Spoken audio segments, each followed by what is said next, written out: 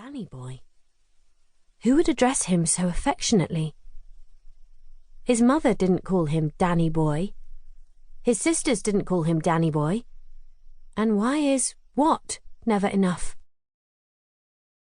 A sense of unease, slow and cautious, seeped through her. She saved the message and replaced the phone in its cradle, staying where she was, looking through the window at the large garden that swept down towards the stream at the bottom. Everything familiar had been erased by white. Every shape and contour had been muffled beyond recognition by a thick blanket of snow. She became aware of Holly speaking, reaching up her little hands to pull on Uma's arm, taking her fingers, leading her towards the cupboards on the other side of the kitchen. "I'm hungry, Auntie Uma. I need a snack." She looked down at her goddaughter. She was perfect. Crazy ringlets, flawless skin, the tiniest scar from her lip operation. Her gaze rested on Uma, trusting her needs to be met.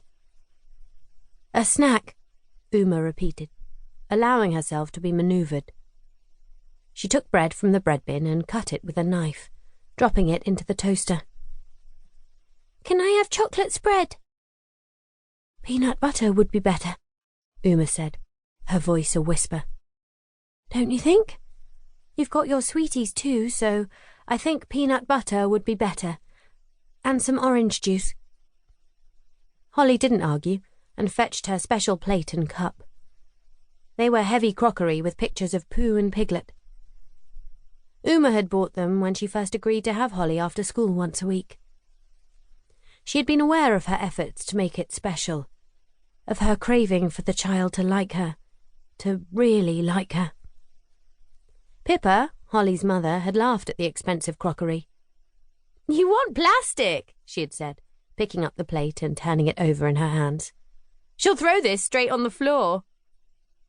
But somehow, even as a toddler, Holly had known not to throw things. And now, of course, she loved her Pooh and Piglet plate, and how grown up it felt to be trusted with something so lovely. Uma put the snack in front of Holly and left the room. She sat on the bottom step of the stairs, the paper with a scribbled number on it trembling in her hands. She checked the number against her contacts list, but it wasn't recognised. She dialed it. No idea what she intended to say, but it rang out and went through to voicemail. She listened to the voice text message again, as if she needed to, as if every word hadn't already become a song she had known forever, a song she couldn't prevent from repeating. "Missing you already, Danny boy."